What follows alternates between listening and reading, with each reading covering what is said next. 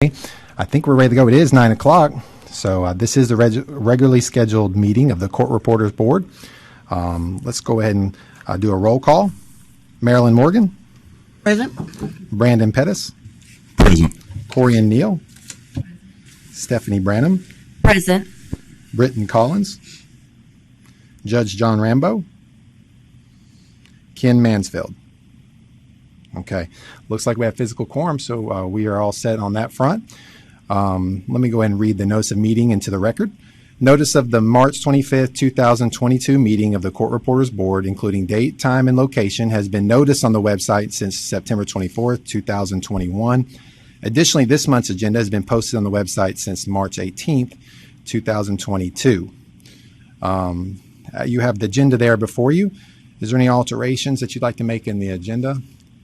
All right, hearing none, we'll just need a motion to accept the agenda as printed. Do we have such a motion? Make a motion to accept. Thank you, Ms. Morgan. We have a motion from Ms. Morgan. Do we have a second? I'll second. We have a second from Ms. Branham. All in favor, please say aye. Aye. Aye. Any opposed? All right, hearing none. We've got our agenda set then. We'll move on to the rulemaking hearing then. All right, good morning. Can y'all hear me okay? Okay. Just so you know, everything I'm going to be discussing when I ask for questions, I'll read a statement, ask y'all to vote on a statement. I'll read the statement. You should have a copy of everything I'm going to ask you to agree to, or to, if you need any amendments. It's on the 7039 form. And I have a few copies up here at the front on the podium if you need an actual copy of it. But just don't feel free to interrupt me and say I don't know what you're talking about, or I'd like, a copy or something. So, all right. Also, please, we have a court reporter as well. So when you speak, if you could just make sure your mic is lit on and have that pulled towards you. And if it's on mute, just hit the speak button as well. Thank you very much. Thank you. All right. This rulemaking hearing is called to order. My name is Hugh Cross. I serve as an Assistant General Counsel in the Department of Commerce and Insurance, Division of Regulatory Boards, and I represent the Tennessee Board of Court Reporting. Would the agency representatives who are present introduce themselves for the record? Yeah, I just need board members to introduce yourselves for the record, and Mr. Kopchak, if you would as well. I am Glenn Kopchak, Director of Court Reporting, the Court Reporting Board, and then Ms. Neal, if you would, and we'll work our way down. Brandon Pettis. Marilyn Morgan. Stephanie Branham. All right, thank you. Today is March 25th, 2022. This rulemaking hearing is taking place pursuant to Tennessee Code Annotated Section 45204 in Room 1B of the Davy Crockett Tower, 500 James Robertson Parkway, Nashville, Tennessee. The meeting information to attend this rulemaking hearing, either online or in person, was previously posted to the board website. The purpose of this rulemaking hearing is to solicit comments on proposed rules the board has made that are in response to statutory changes made with the passage of Public Chapter 549, signed into law on May 26, 2021 by Governor Bill Lee, which became effective on October 1st, 2021. The proposed rules make amendments to 2 chapters and a total of 2 different rules. Specifically, Tennessee Code Annotated 29611 required the board to impose a prorated fee for any license that is for a period less than 24 months. There was ambiguity as to the parameters around prorating this renewal fee, notably the percentage or amount to prorate a license renewal fee. Effective October 1st, 2021, Public Chapter 549 clarifies the requirement to prorate the fee and now states that for initial licenses held for less than 1 year, the renewal fee is reduced by 50%. Further, the rules reflect the change in Tennessee Code Annotated 20-9-612B, which waives continuing education requirements in case of renewals of initial licenses held for less than 1 year. A rule is defined as an agency statement of general applicability that implements or prescribes law or policy or describes the procedures or practice requirements of the agency. Proposed rules are filed with the Office of the Secretary of State, notice is given to the public for comment, and a rulemaking hearing is held. Upon conclusion of the hearing and adoption of the proposed rules, the rules are forwarded to the Attorney General's office for review of legality. If approved, they are filed with the Secretary of State, which is responsible for publication and the Government Operations Committee of the General Assembly. The rules must stay in the Secretary of State's office for 90 days, at the end of which time will be the effective date. The notice of rulemaking hearing included the entire text of the proposed rules and was published on the Tennessee Administrative Register website on November 8th, 2021. Mr. Kopchak, what additional notice was given to the affected individuals or groups? Yes, sir, it was. Okay, thank you. This agency will consider all written comments related to the proposed rules. To the extent possible, the agency will also provide the opportunity for interested persons or their representatives to present verbal comments. I will now summarize the substance of the proposed rules into the record, and I will circle back to taking public comments afterwards. To summarize the substance of the rules, I will go through the notice of rulemaking hearing / Form 7039, which is the provided red line version of the proposed rules, and I will need to read the rule chapter and the rule title numbers into the record as I go along. Okay.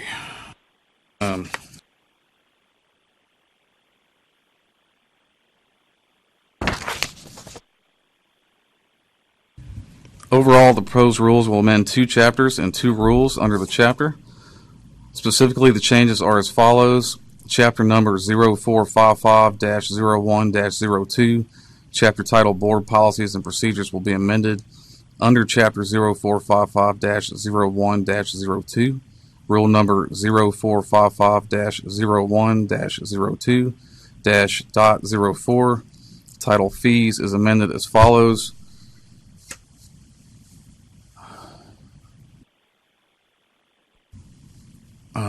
Section .04 fees is amended by deleting the text of the rule and substituting the following so that as amended the rule shall read: subsection 1 remains the same, subsection 2 remains the same, subsection 3 remains the same, subsection 4 remains the same, subsection 5 remains the same.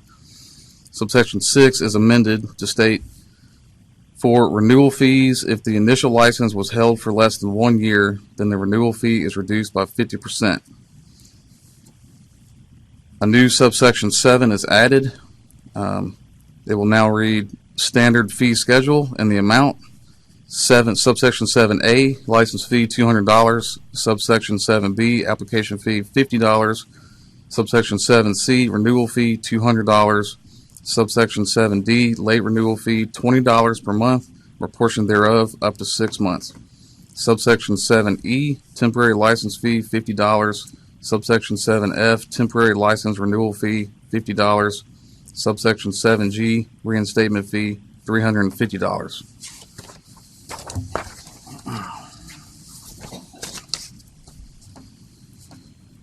Chapter number 0455-01-06, chapter title Continuing Education will also be amended. Under chapter 0455-01-06, rule number 0455-01-06-.01, titled Continuing Education Requirements, is also amended as follows. By deleting the text of the rule and substituting the following so that as amended the rule shall read: subsection 1, beginning with the first renewal period and every renewal period thereafter, every licensee who applies for renewal of a license shall have completed 2 credits of continuing education, CE, relevant to the practice of court reporting. Subsection 2 is amended. A renewal period is the 24 months preceding July 1 of the year of the license expiration. However, the continuing education CE requirements described in paragraph 1 are waived in the case of renewals of initial licenses held for less than 1 year.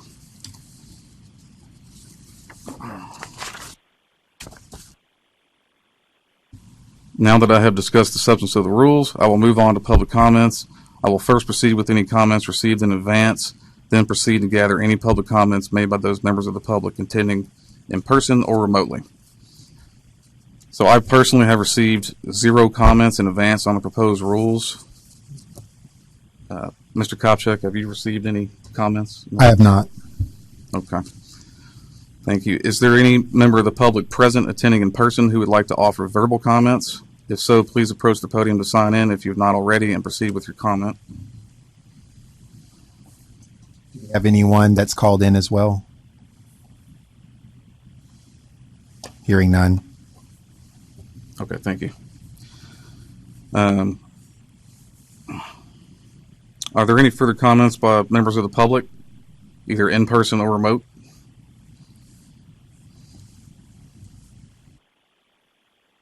Are there any comments by members of the board? No. It is. Got it. Okay. In our last meeting, that we would be able to go down on the renewal fee, but evidently that wasn't, we weren't able to do that. Well, I'm not not for this rulemaking hearing. It's that amendment is not included in these. So I'm not sure what the program side is on that from a legal standpoint. That's not included in this red line. So.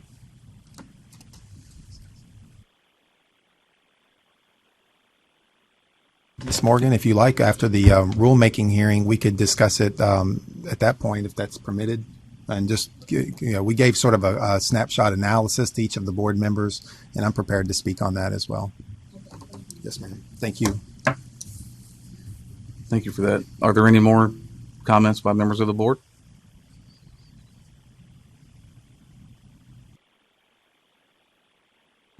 Okay, thank you. Now that I have discussed all public comments, next we will need to adopt the regulatory flexibility statement. A copy of this statement is included on page 7 of Form 7039. The regulatory flexibility addendum statement requires analysis as to whether the rulemaking affects small businesses pursuant to Tennessee Code annotated 4-5-403.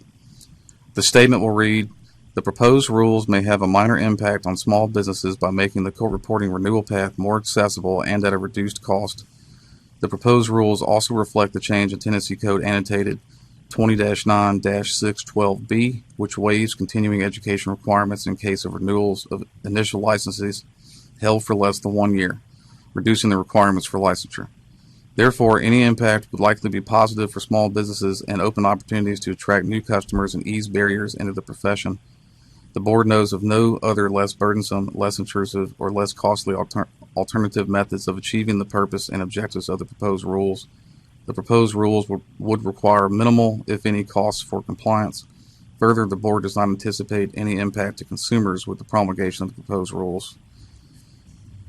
Does any member of the board have any amendments to that statement as written? If there are changes to be made, then I will need to know what the changes should be made to the statement, as well as a motion and roll call vote to adopt those changes. If there are no changes, then I will need a motion and roll call vote to adopt the statement as written.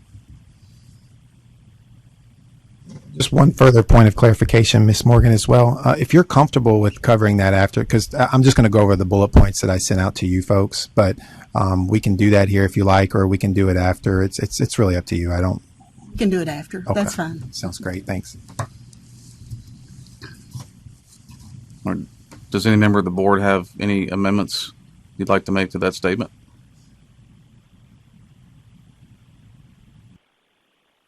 No?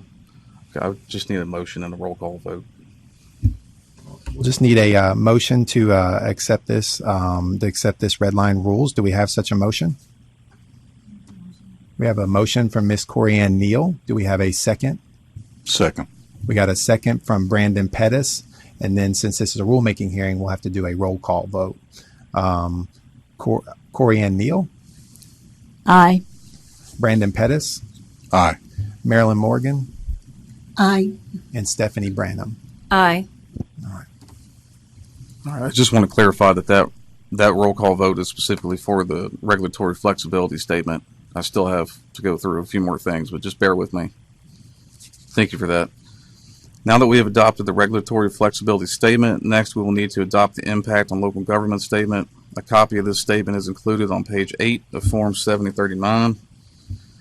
The impact on local government statement requires a simple declarative statement without additional comments on the merit of the policy of the rule or regulation regarding the financial impact of the rules on local governments pursuant to Tennessee Code annotated 4-5-220 and 4-5-228. The statement will read, the Tennessee Board of Court Reporting does not anticipate any impact on local governments. And again, if any board member has an amendment you'd like to make to that, speak now. Otherwise, I just need a motion, a roll call vote to accept that statement as written. As it pertains to our impact statement, just read in your hearing, do we have a motion to accept that for filing? I make a motion to accept the impact on local government statement as written. Sir, we got a motion from Brandon Pettis. Do we have a second? I'll second. Got a second from Miss Branham. Roll call vote then. Corey and Neal. Aye. Brandon Pettis. Aye. Marilyn Morgan. Aye. And Stephanie Branham. Aye. Thank you. All right, thank you. Now that we have adopted the impact on local government statement, next we need to adopt answers to questions required by the Joint Government Operations Committee. A copy of these questions and respective answers are included on pages 9 to 10 of Form 7039. The answers to the Joint Government Operations Committee are to a series of questions which I will read now.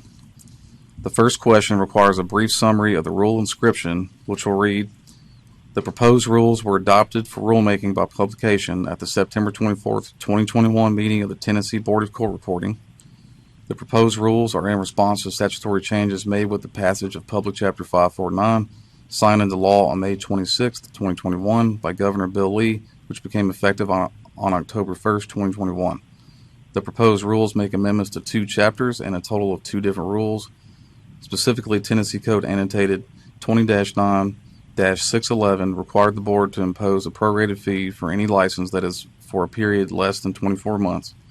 There was ambiguity as to the parameters around prorating this renewal fee, notably the percentage or amount to prorate a license renewal fee. Effective October 1, 2021, Public Chapter 549 clarifies the requirement to prorate the fee and now states that for initial licenses held for less than 1 year, then the renewal fee is reduced by 50%. Further, the rules reflect the change in Tennessee Code annotated section 20-9-612B, which waives continuing education requirements in case of renewals of initial licenses held for less than 1 year. The next question requires a citation and brief description of any federal or state regulation mandating the promulgation of the rules, which will read, revisions to Tennessee Code annotated section 20-9-611 clarifies the requirements to prorate fees and now states that for initial licenses held for less than 1 year, then the renewal fee is reduced by 50%. Further revisions to Tennessee Code annotated 20-9-612B require waiver of continuing education requirements in case of renewals of initial licenses held for less than 1 year. The next question requires an identification of persons, organizations, corporations, or government entities that are most affected by the proposed rules, which will read, the proposed rules will affect licensees that have held an initial license for less than 1 year. The board expects all affected will approve the adoption of these rules because the proposed rules will result in less barriers to entry into the industry by making the court reporting renewal path more accessible and at a reduced cost. The next question requires an identification of any opinions of the Attorney General and reporter and/or any judicial ruling that relates directly to the promulgation of the proposed rules, which will read, there are no known opinions of the Attorney General and reporter or any judicial ruling that relates directly to these proposed rules. The next question requires an estimate of the probable increase or decrease in state or local government revenues and expenditures, if any, which will read, the board anticipates minimal impact to state and local government revenues and expenditures. That concludes the responses required for the Joint Operations Committee. Does any member of the board have any amendments to these answers as written? If there are changes to be made, then I will need to know what the changes are to the statement, as well as a roll call vote to adopt those changes. If there are no changes, then I will need a motion, a roll call vote to adopt the answers as written. The motion to adopt the answers as written. A motion from Miss Morgan. Do we have a second? I second. We got a second from Miss Neal for a roll call vote. Corey Ann Neal, Aye. Brandon Pettis, Aye. Marilyn Morgan, Aye. Stephanie Branham. Aye. And then also just pause for just a second. I just want to let you know that Judge John Rambo is on the phone as well, may be joining in with some of the discussion as we go. Thank you.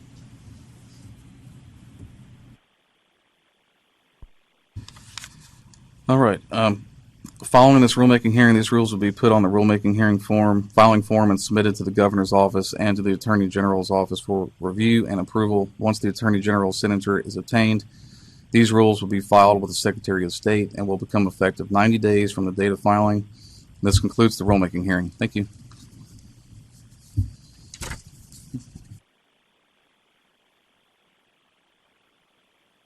So much. We go with the court report. And that's all. That's all we'll need from the court report as well. Thank you, ma'am. All right. As promised, then it's a great opportunity to dive into the fee, the potential for fee reduction that we talked about the last meeting. So I'll go through those bullet points.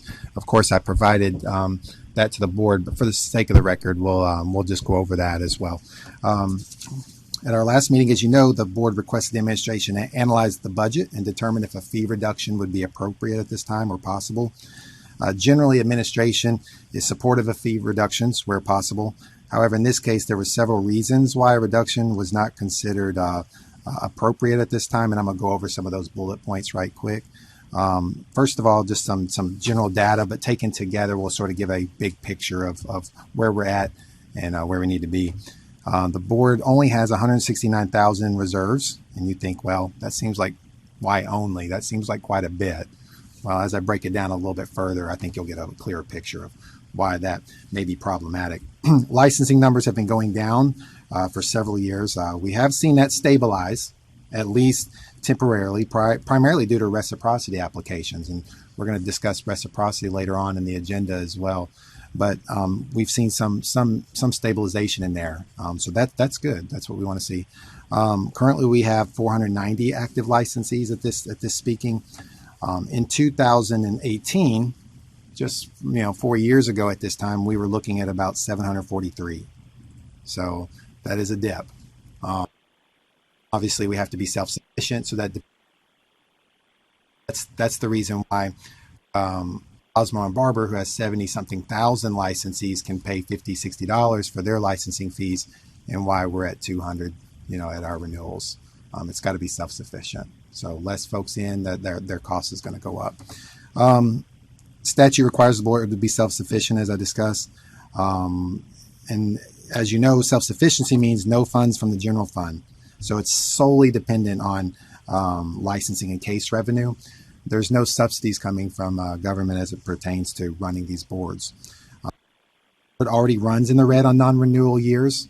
And so when we get into budget, I'll unpack that a little bit of why you see what you see on the budget. And we're coming up on a renewal. So you'll see the trending of the budget when we get there. It'll all be red, but then that'll pick up and change for that one period. And we have to basically run on 2 years off what we receive during that renewal period. If reductions in licensing fees result in deficit for 2 consecutive years, the board would have to appear before the General Assembly for self-sufficiency review, which could result in sunsetting the board altogether. Anytime you go before the General Assembly, and you have to for a review, a sunsetting review potentially, of sufficiency hearing, we're already going to have 1 year because of our renewal periods. So if we go one renewal period, just one, and we dip in the red, just one, then we have to go before the board for a self-sufficiency hearing. Well, then they get a shot at sunsetting the board altogether. So that's one thing we want to avoid as well. To assure self-sufficiency, the board was not fully allocated all labor expenses at this point. Also, what I'll point out when we get to the budget is when it comes to salary and benefits and the expenses, you'll see a zero at salary and benefits. We haven't allocated proper program expenses at this point because of we've been spreading that out and extending that cost, and just because we wanted to make sure we stayed underneath that threshold. So because this is the start of a new fiscal year, the distribution has been revised, and we'll be adding $20,000 annually to our expenses, and so you'll see that distribution starting to pick up. To assure self-sufficiency, we try to be as conservative as we possibly can for obvious reasons in that regard. We are projecting $84,000 in revenue at this next renewal cycle. That's projection. We'll see how that goes, which is $42,000 per operating year. Expenses are now estimated at 40,000. As a result, you can see we're going to be pushing it pretty close already. If you have to have 2 years of in reserves, and you're looking at 84,000 coming in, that's going to have to last for 2 years, because again, it's a renewal year, has to extend that period. You're looking at 40,000 operating expenses, 40,000 as well in salary. You're looking at 82, right under 84. We're not heaping onto the reserves like one would think. And so we want to be a little bit conservative before we go down that path. A large cost back will also be coming in 1 to 2 years when the core contract is up. And this board will be charged their portion of the licensee base. Core is shared as our system, our licensing system. You're all familiar with that, that we share with all the other regulatory boards as well. And so some portion of that operating expense will come back to the board, and it won't be as large as, something like Cosmo Barber, who has 70,000 licensees, but nonetheless, it'll be some portion of that. So we'd like to look at that and see what that looks like if we're going to be taking a hit and we're already operating right there underneath the threshold already. So at this time, administration recommends we properly allocate personnel expenses and the upcoming technology costs that will impact all boards and commissions while trying to satisfy General Assembly recommendations. But if I can like to now turn to a positive and sort of teased that earlier today, ID cards. That's something that's been in discussion for a while, something that the board has requested.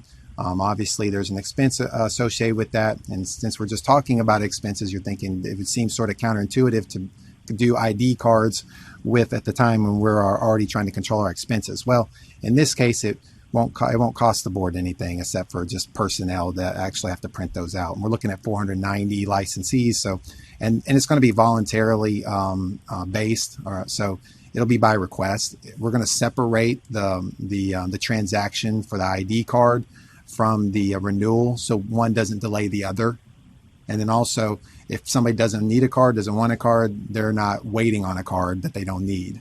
And we're not ascribing administrative cost backs in that regard and accruing that cost. Now, for the equipment, we're very fortunate that private protective services, they do require statutorily, unlike this board, they do require statutorily that they make ID cards. They since allocated a very expensive printer and have kindly allowed us use of that. And so as a result, we'll be able to mitigate that expense since we won't be taking on that printer. Thankfully, Roxana was able to work that out with Private Protective Services and their executive director. So we're thankful to them and their hospitality in allowing us use of that as well. Questions or comments in regards to that? And of course, we'll roll that out as well. We'll make that clear to everyone through the normal channels. We'll of course put it on our website. We'll also, anyone that signed up for Notify, we'll get that notice as well. But yeah, so I'm excited about that. That's sort of I thought that was something that was going to be far outside of our reach, given the hurdles that look like were in front of us. But thanks to the hard work and the dedication of my director, hospitality of thank you for your patience. For following up and getting that done. I know a lot of reporters will be happy. I think then, unless there's any further comments, that's just informational purposes only right now. I think we can move on to the rest of our agenda, if that pleases the board. September minute. Unless you have a chance, obviously, with the other documents sent to you in prior, but also on your iPad to look at that. Is there any changes you'd like to make or any comments in regards to the September minutes, the recording of that meeting? And then I will entertain a motion to accept the September minutes as printed. Do we have such a motion? I make a motion to accept the September minutes. We have a motion from Mr. Pettis. Do we have a second? Second. We have a second from Ms. Neal. All in favor, please say aye. Aye. Any opposed? All right. Hearing none, then we'll accept the September minutes as printed.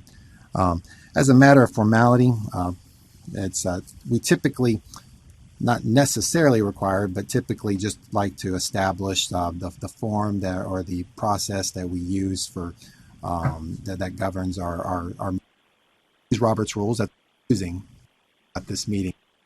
Since it is our first meeting, we just need to check in with the board and make sure that that's something that they would like to continue to do. We're familiar with that. If that's okay with the board and comports with the will of the board, we'll just need a motion in that regard as a matter of formality. Do we have such a motion? I make the motion. So Morgan's given us a motion to continue with Robert's Rules of Order. Do we have a second? I'll second. Got a second from Ms. Branham. All in favor, please say aye. Aye. Aye. All right, thank you. Any opposed? All right. You could have thrown me for a loop if you pulled out another rules. I'd have to been pulling out the dictionary and figure that out. So, all right. Moving on then, we're in the director's report. Let's go ahead and take a look at that budget. We touched on it a little bit, but we'll do a little bit more of a deep dive.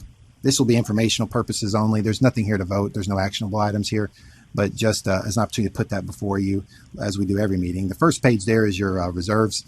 No surprises there. We're going to add to the reserves on renewal years, non-renewal years. We're going to take a dip. You'll see that as we get into trending of this fiscal year. We've unpacked the prior 3 fiscal years, the first meeting of last year, so I won't belabor the point, but it's, as you see, expenses are up top, revenue below, and then after those are allocated, then you have your reserve, and then of course what's added to that balance or subtracted, the deficit or surplus, depending on renewal or non-renewal year. If there's any questions or anything that jumps out to you, let me know. Otherwise, we'll move on to the heart of where we're at this fiscal year. All right.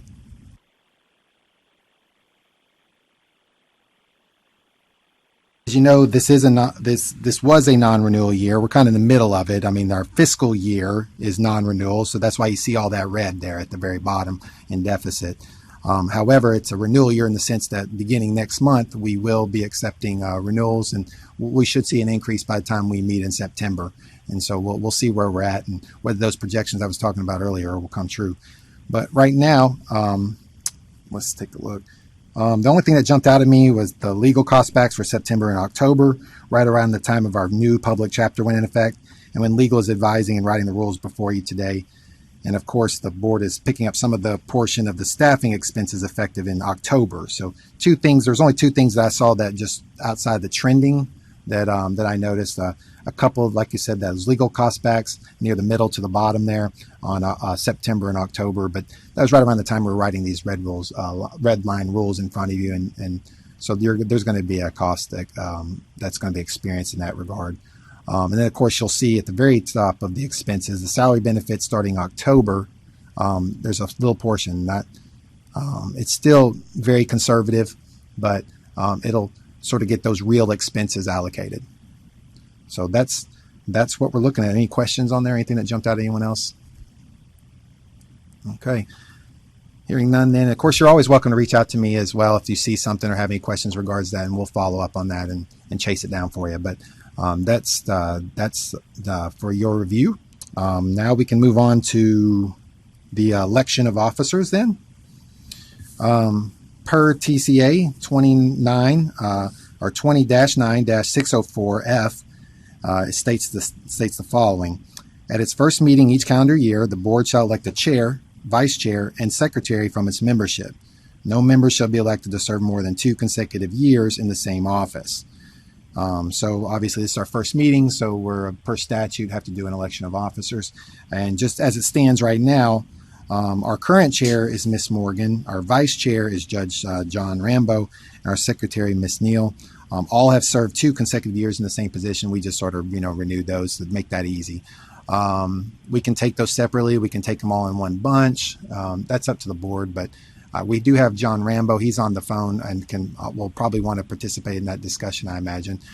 Judge, did you have anything that you'd like to add in regards to that, or anywhere else for that matter?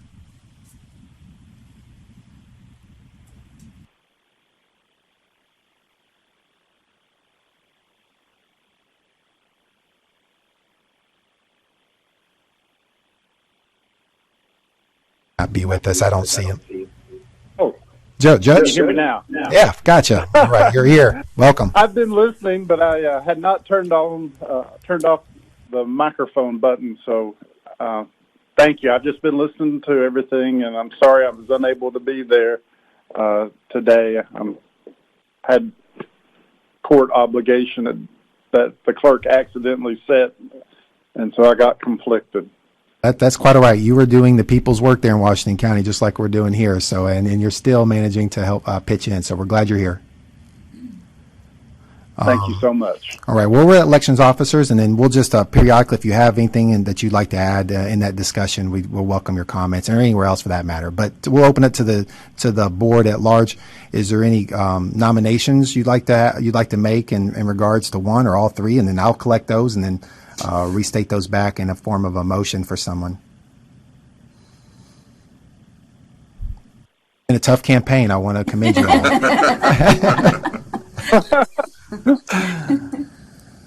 And there was no mudslinging, so I appreciate that. I kept it positive. And Party lines. Right. I'd nominate Stephanie Branham for chairman. All right. Any other positions that you would like to make, just sort of kind of get that conversation going? Miss Branham for chair. Select them down the line. Anybody else? People who have served for 2 years in one position serve Yes, in ma'am. another. Just not in the exact same position. So Okay. you could do some musical chairs and shift that around, or bring in new folks altogether. It's entirely up to the board. Anybody else? Let's take. We've got chair nomination. What about vice chair? Do we have a vice chair nomination? Anyone want to throw out a name there? Preferably on the board.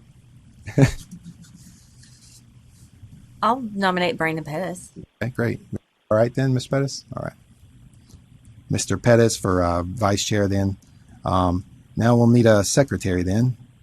We got a nomination in that regard? Yes, can we nominate Marilyn for secretary? All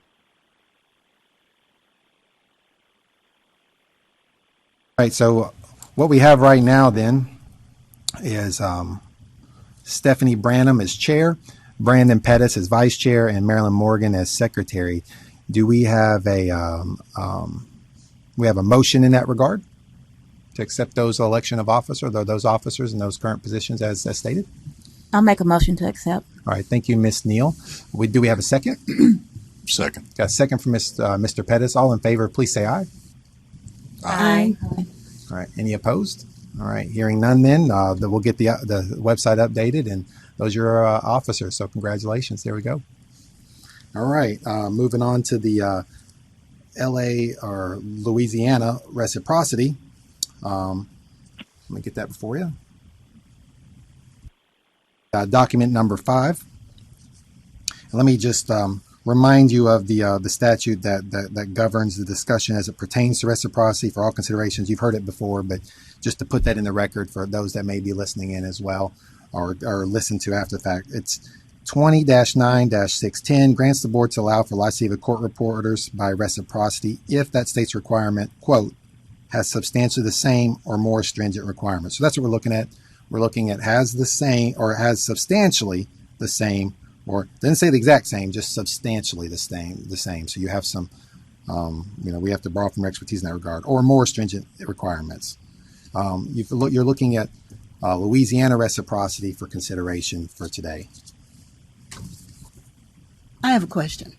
Ma'am. How many of the states that we have granted reciprocity to have granted it to us by accepting, just our Tennessee license?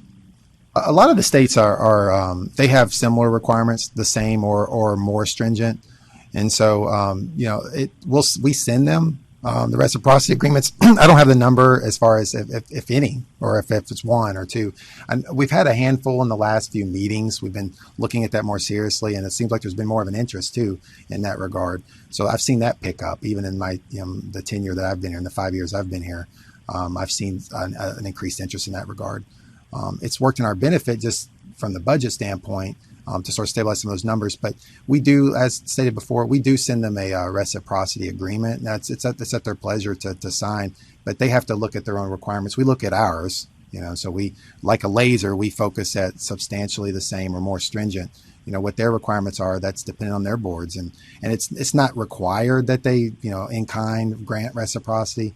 With the other boards too, just recently with auctioneers, we brought some more people as the rules changed there. Our requirements went down a little bit as far as qualifying education. So we were able to bring more boards on for reciprocity from other states. But I mean, should other states, their requirements go up, they may drop us from their list. That's well within their purview and right to do that. It's really the only consideration is not one of negotiation or a sense of fairness per se, but reciprocity implies that you reciprocity, you give me reciprocity. We send them that requirement, but the only thing that we're looking at is on our end, do they substantially have the same requirements, or are they more stringent? So I can't, I have no influence over their boards, but to give them the opportunity, should they will, to grant reciprocity as well. But they're going to have to do that on an individual basis at their boards. So, we don't naturally track that. But, we could always, reach out to those folks and we do follow up. But, I haven't seen recently in the last couple ones that we've granted, I haven't seen signatures come across my desk as far as the approval of those reciprocity agreements. So I was going to ask, if we don't track it, who does? Typically, a lot of those boards, they're the ones that are going to be accepting they're the ones that are accepting licensing requirements. Like, for anyone that's our applicant pool, I can imagine some of the associations probably would, if that's some of those national associations. But we're going to be focused on our licensing pool, so I can pull numbers based on who's a court reporter here, but who's a court reporter in Mississippi. I don't have access to their system, so I wouldn't be able to tell you what they're doing. We can reach out. We have good relationship with those people and certainly do that. But it's really voluntary basis. It's what they'll give us. And a lot of times there's public records requests that are tied up in a lot of that as well. And so, and then that's also limited to the state. Like if we did a public records request, we would deny that if it was somebody coming from outside our state, not because we're trying to be difficult, but state law requires that they be a Tennessee resident. So there's a lot of obstacles in regards to that. So really, unless there's a national association tracking that, the information just wouldn't be available. I'm curious. You said we have 490 licensees now. Do you know how many of those have come in through reciprocity? I approve those as they come in, so I don't have the hard numbers, but I can just tell you sort of a general feel of that because I'll see them as they trickle in.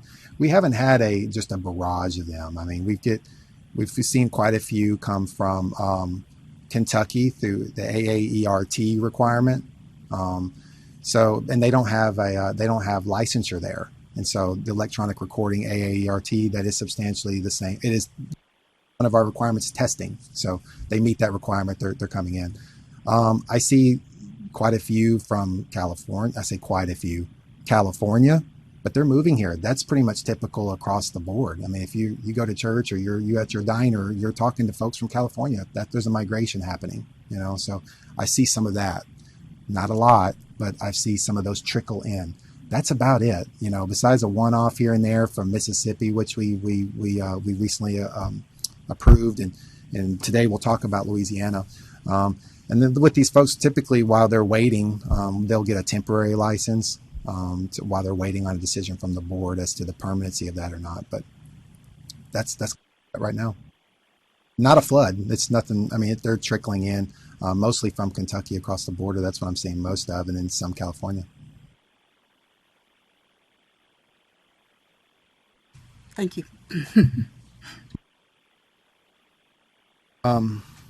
So to Louisiana, we're looking at two different license types. We're looking at certified court reporter. We're looking at certified digital reporter. And then the requirements of both are in the subsequent pages with links as well. And obviously this is your expertise, so my comments will be limited other than just facilitating that discussion.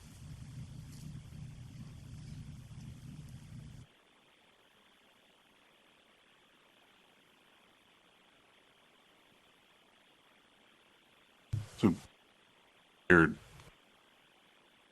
requirements for these two certifications, see requirements Did anything stick out?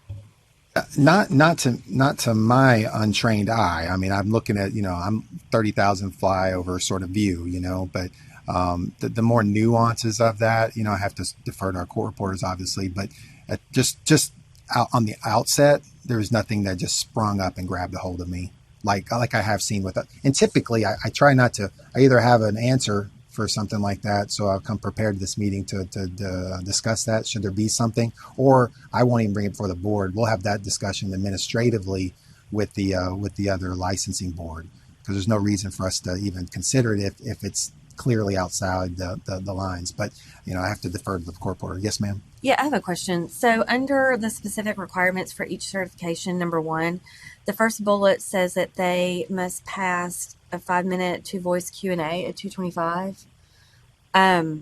Is that the only? So the tests that we typically have to pass are multi-pronged from a steno machine side. Is that the only element of that test? I'm looking for the. I'm on the first page at the bottom bullet point.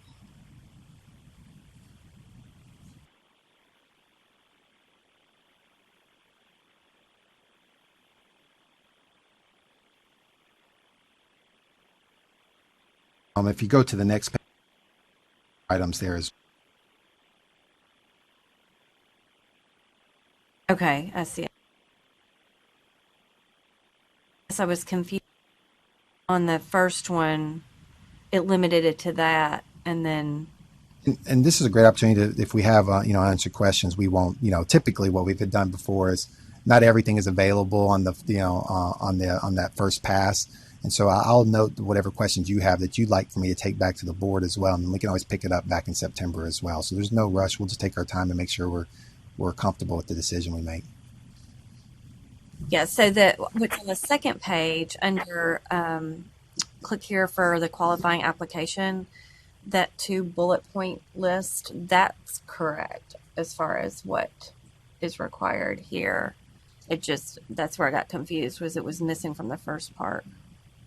Yeah, it's a little disjointed in that regard. You're right.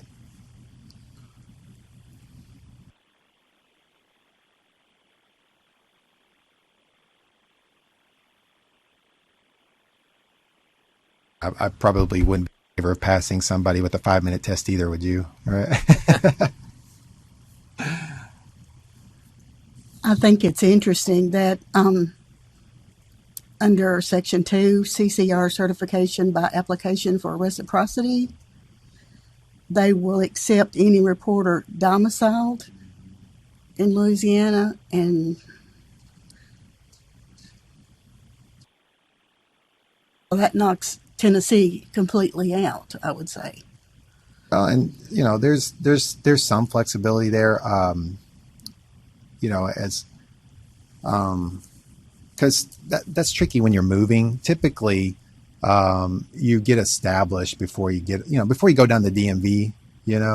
You sort of you're already moved, so that becomes tricky, doesn't it? Like, what does domiciled mean? And so we run into situations all the time with reciprocity, not necessarily with this board, but with others that have domiciling requirements, because if they live here, obviously if they're applying for reciprocity, it's probably because they live here. They don't typically do that in advance to their move. Some do, but some don't go to the DMV or the clerk's office until they're done moving, and so then it's just that becomes a little tricky and difficult. So how they apply that, what they mean by domiciled, and what that period, sometimes there's a period of like 30 to 60 days before they declare residency, because they give you that 30, 60 days grace, because they understand people are in transition and they're making moves, and they're not going to get their paperwork in order until after the fact, until they're settled.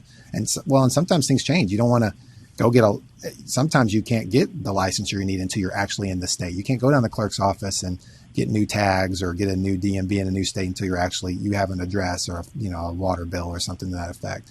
And so a lot of folks just do it all at once, and there's usually grace. Domiciled, typically is described, and that, I don't know Louisiana statute, but usually requires a certain period, not 1 foot in and an address typically. But that's, again, I don't know their statute and how they apply that.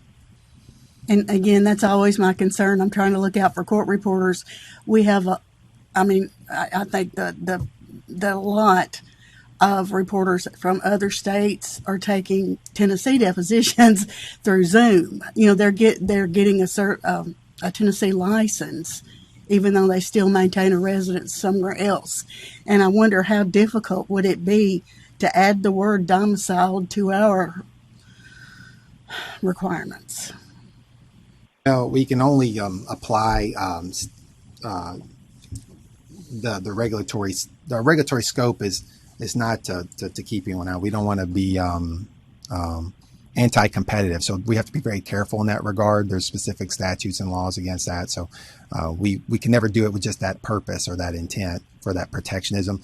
And that's also too why we keep going back to what's in statute and what's in law, and we want to be business friendly and as well, and it's public protectionism is what we have in view, not necessarily licensure. That's sort of it's sort of a tough tension, at times, and we have folks that typically most folks, I'd say even folks on this board that are in associations, and so when you have to take sometimes that hat off and then put on your public protection hat, and that's a different hat, and that's hard to do sometimes because but right now we have to focus on the rules that we have before us. And legislators oftentimes, if they see a public interest, they may very well change the statute, but unless it's listed in statute, we're strictly confined in that regard. Did you have any comments that you want to add? No, I think that covers it. I mean, you can always submit something to the legislature that with those concerns and see if something happens, but the current statute, there's nothing in it about domicile or any of that. So I think Glenn covered pretty much everything on that. And sometimes too, when they say I haven't looked at their statute, but sometimes requirements come from other statutes, not necessarily the code of that particular board. Like for example, when we send up rules to the Attorney General's office or the Secretary of State's office, they're looking at other chapters and across the state to make sure we're not in violation and we're completely consistent with all of the law. So, again, I don't know what that means for them. I can only speak to us. And thank you, Hugh, for clarifying. So I have a question. How difficult is it if there is a complaint made against a reporter that lives, say, for example, in Louisiana? They have a Tennessee license. The complaint is made here, and they're found to be in violation of whatever. And there's been how difficult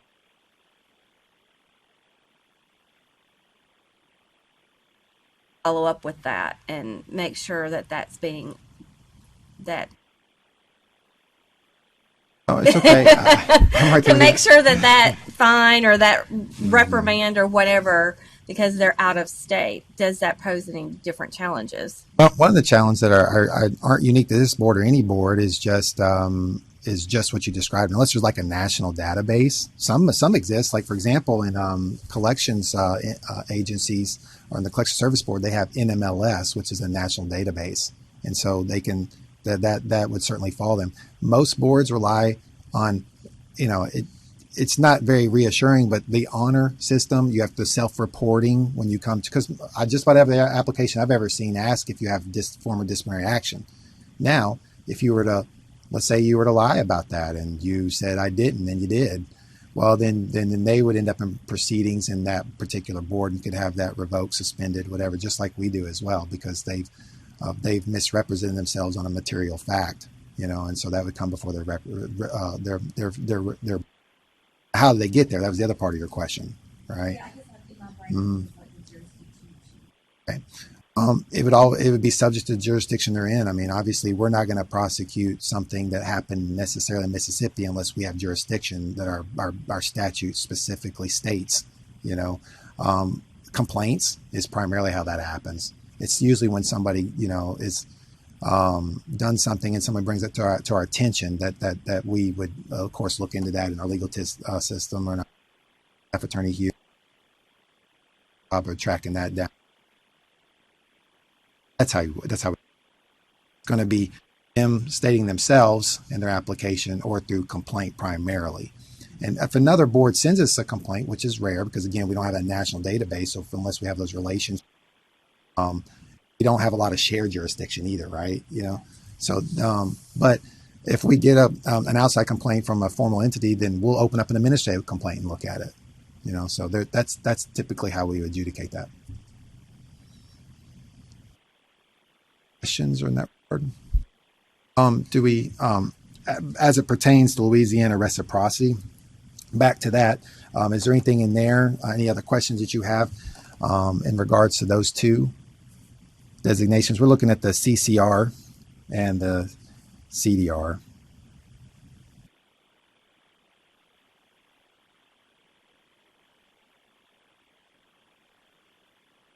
Unless there's any questions that you'd like to take back to the board, we can to their respective board. We can entertain a motion. Do we have any motions in regards to Louisiana reciprocity?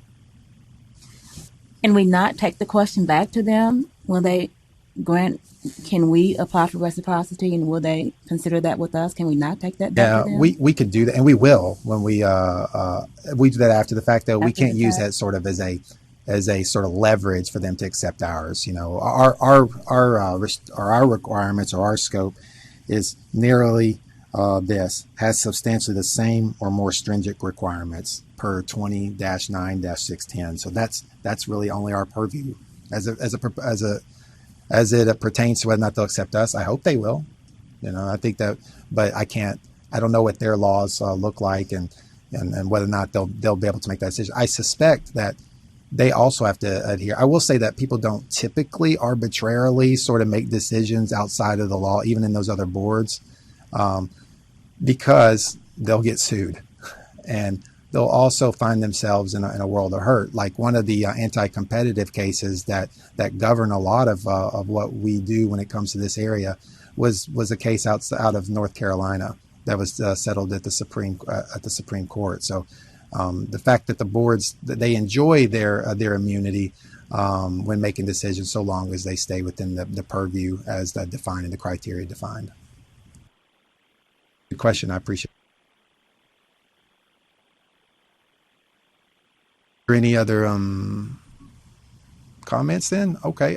As it pertains then to their requirements, again, does the board believe that Louisiana requirement have substantially the same or more stringent requirements? So we'll just need a motion to accept them for reciprocity, and then of course we'll send them an opportunity or a memorandum of understanding agreement. All those have input. But does it please the board based on that criteria? If the board believes that Louisiana has substantially the same or more stringent requirements for the CCR and the CDR, we'll need a motion to accept them for reciprocity. Do we have such a motion?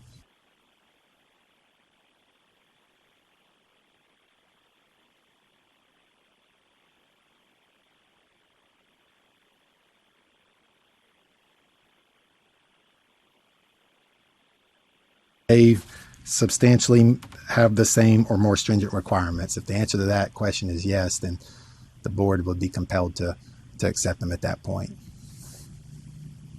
Well, they do have the same, or more stringent. They do have the same, so I'll make a motion. Ms. Neal, we have a motion to accept Louisiana for reciprocity from Ms. Neal. Do we have a second? I'll second. Branham. All in favor, please say aye. Aye. Aye. Any opposed? Okay, hearing none, then we'll accept them. Thank you. That was a good discussion. It's a lot of information to sort of dive into and mine out. So appreciate your patience in that regard. All right, moving on then to legal. We don't have a legal report, but I do want to obviously give this being their portion of the agenda, give them the opportunity to speak into anything that they have. Hugh, do you have any? There's no legal report. We do not have any open complaints currently. As far as a legislative update, the main update there is the Public Chapter 549, which we just went through the whole rulemaking hearing on that. So you're fully aware of what's on that one. That's all I have currently. Well, that's all we have then for the agenda. I think we're ready for new business. Do we have any new business? All right. Hearing none, then also let me pause for a second for our caller, Judge. Did you have anything that you would like to add? Anything that you'd like to discuss? Oh, is he? Okay. Looks like he's since left us. We'll take that as a no then. All right. We'll need a motion to adjourn then. Do we have a motion to adjourn? I move to adjourn the meeting. We got a motion from Mr. Pettis. Do we have a second? Second. We got a second from Ms. Neal. All in favor, please say aye. Aye. Aye. All right. We are adjourned. Thank you, Board. I appreciate your time.